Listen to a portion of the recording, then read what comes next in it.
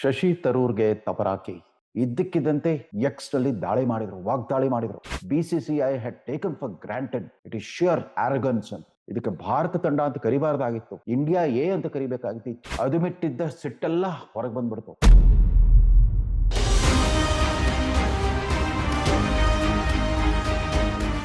ಶಶಿ ತರೂರ್ಗೆ ತಪರಾಕಿ, ಇದು ಇವತ್ತಿನ ಒಂದು ವಿಶಿಷ್ಟವಾದ ಕಥಾವಸ್ತು. ಡಾಕ್ಟರ್ ಶಶಿ ತರೂರ್ ಭಾರತದ ರಾಜಕಾರಣದಲ್ಲಿ, ಅದರಲ್ಲೂ ವಿಶೇಷವಾಗಿ ರಾಹುಲ್ ಗಾಂಧಿಯವರ ಒಡ್ಡೋಲಗದಲ್ಲಿ ಅತ್ಯಂತ ಪ್ರತಿಭಾಶಾಲಿ, ಅನುಭವಿ ಮತ್ತು ಬಹುಮುಖ ಕೌಶಲ್ಯಗಳ ಒಬ್ಬ ವಿಶಿಷ್ಟ ವ್ಯಕ್ತಿತ್ವದ ರಾಜಕಾರಣಿ.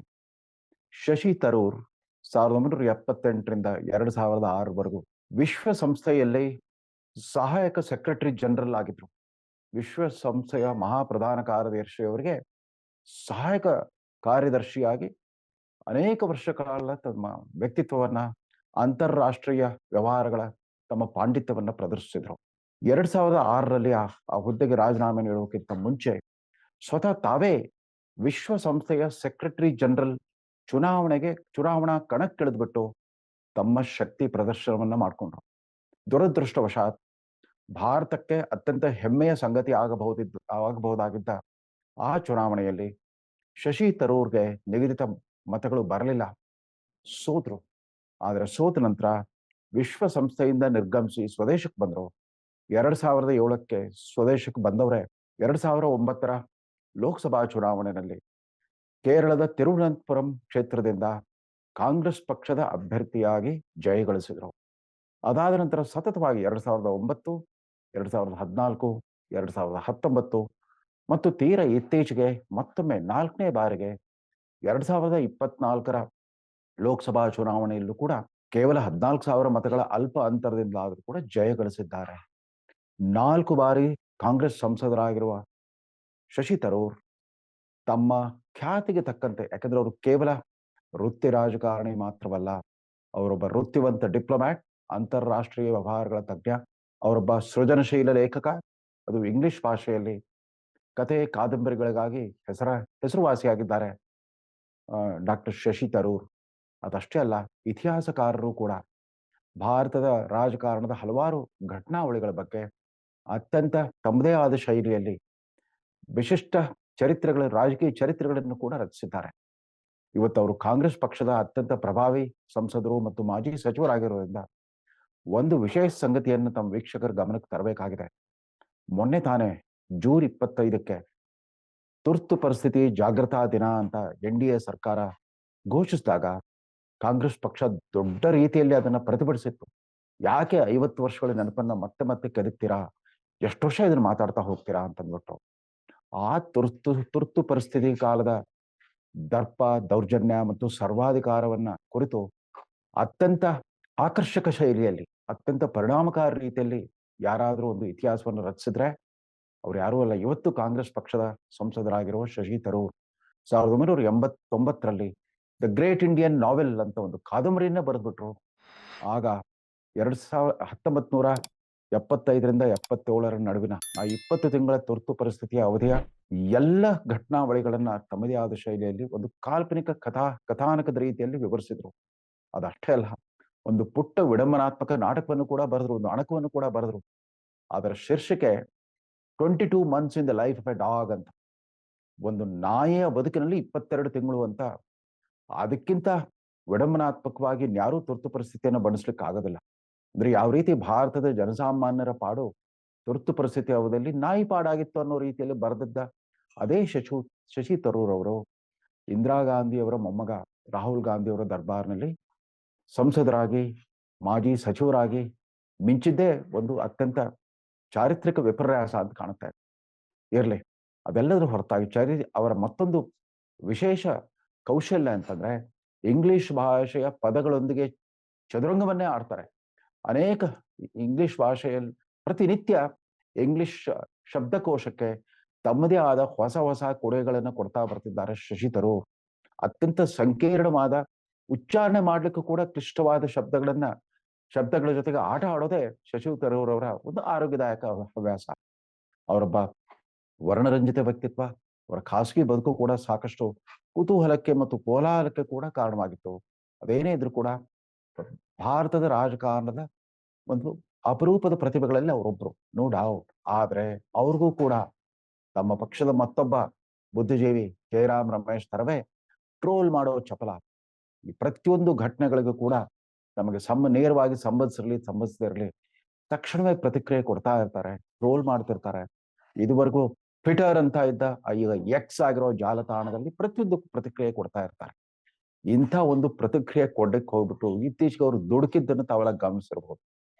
ಭಾರತ T20 ಚಾಂಪಿಯನ್ ಟ್ರೋಫಿ ಗೆದ್ದು ಬಂದ ಮೇಲೆ ಇಡೀ ದೇಶಾದ್ಯಂತ ಸಂಭ್ರಮದಿಂದ ಅವರಿಗೆ ಭಾರತೀಯ ವಿಜೇತ ತಂಡಕ್ಕೆ, ಚಾಂಪಿಯನ್ ತಂಡಕ್ಕೆ ವಿರೋಚಿತ ಸ್ವಾಗತವನ್ನು ನೀಡಲಾಯಿತು.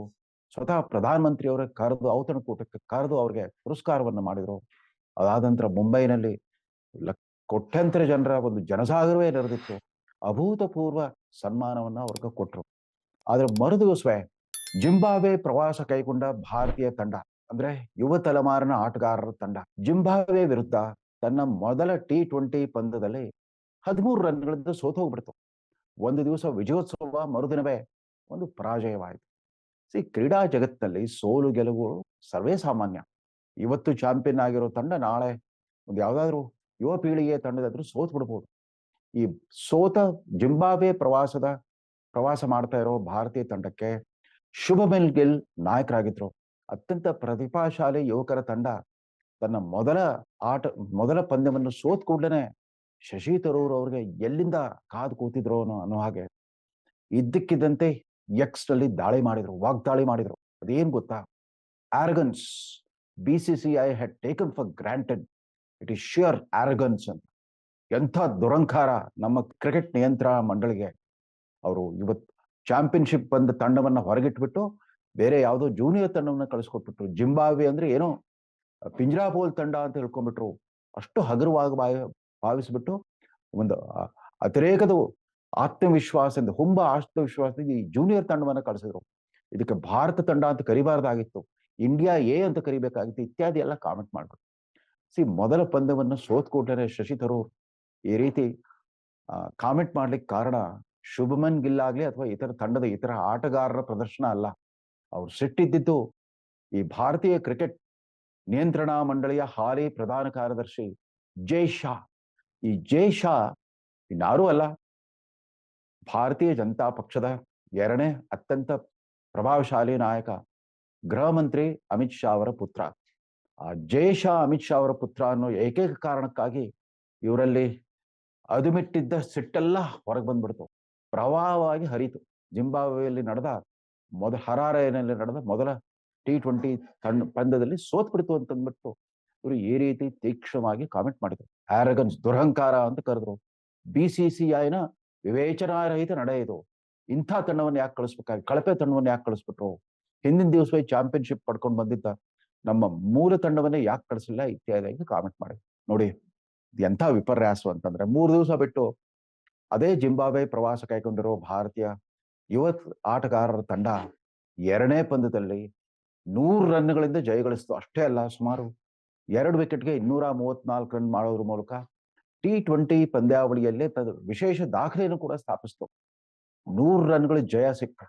ಅದಾದ ನಂತರ ಮೊನ್ನೆ ನಡೆದ ಮೂರನೇ ಪಂದ್ಯದಲ್ಲಿ ಕೂಡ ಮತ್ತೆ 23 ರನ್ಗಳ ಜಯಗಳಿಸಿದೆ.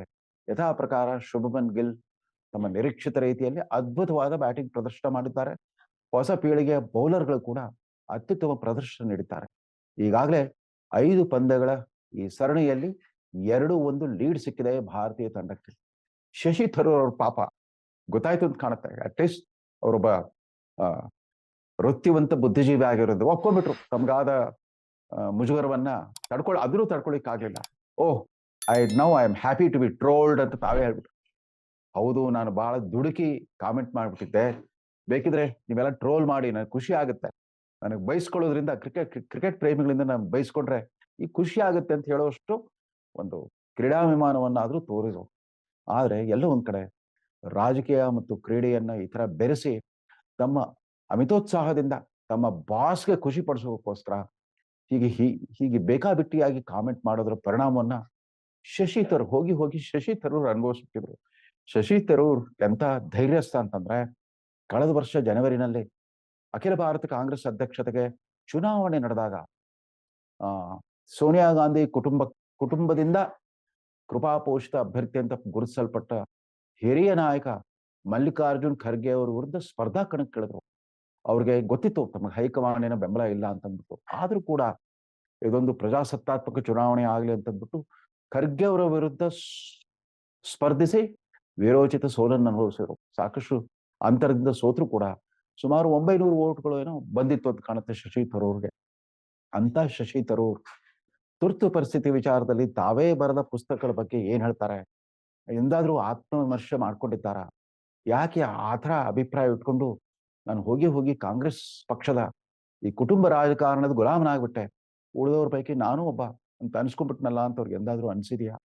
ಅಂದಾಗೆ ಯು ಪಿ ಎ ಸರ್ಕಾರದ ಅವಧಿಯಲ್ಲಿ ಅವರು ವಿದೇಶಾಂಗ ಇಲಾಖೆಯ ರಾಜ್ಯ ಸಚಿವರಾಗಿದ್ರು. ತದನಂತರ ಕಪಿಲ್ ಸಿಬಲ್ ಅವರ ಅಡಿಯಲ್ಲಿ ಮಾನವ ಸಂಪನ್ಮೂಲ ಇಲಾಖೆ ಸಚಿವರು ಕೂಡ ಆಗಿದ್ರು. ಆದರೆ ಸಚಿವರಾಗಿ ಮಾತ್ರ ಅವರ ಕೊಡುಗೆ ಅಂತ ವಿಶಿಷ್ಟವಾದದ್ದೇನೂ ಇರಲಿಲ್ಲ ಅಂತ ಅವ್ರಿಗೆ ನೆನಪಿಸಬೇಕಾಗಿದೆ. ಉಳಿದಂತೆ ಶಶಿ ತರೂರ್ ಜೊತೆಗೆ ಅವರ ಇಂಗ್ಲಿಷ್ ಪದಗಳ ಜೊತೆಗೆ ಅವ್ರ ಚದುರಂಗ ಮುಂದುವರಿತಾ ಇರಲಿ. ಆದ್ರೆ ಮತ್ತೊಮ್ಮೆ ಈ ತರ ದುಡುಕಿ ಕಾಮೆಂಟ್ ಮಾಡೋದು ಬೇಡ. ಅಮಿತ್ ಶಾ ಮೇಲಿನ ಸಿಟ್ಟನ್ನ ನಮ್ಮ ಕ್ರಿಕೆಟಿಗರ ವಿರುದ್ಧ, ಅದರಲ್ಲೂ ಕೂಡ ಜಿಂಬಾಬ್ವೆ ಪ್ರವಾಸ ಕೈಗೊಂಡಿರೋ ಹೊಸ ಪೀಳಿಗೆಯ ಆಟಗಾರರ ವಿರುದ್ಧ ತೀರ್ಸ್ಕೊಳ್ಳೋದು ಬೇಡ ಅಂತ ನೆನಪಿಸ್ತಾ ಈ ಸಂಚಿಕೆಯನ್ನು ಮುಗಿಸ್ತಾ ಇದ್ದೇನೆ. ನಮಸ್ಕಾರ.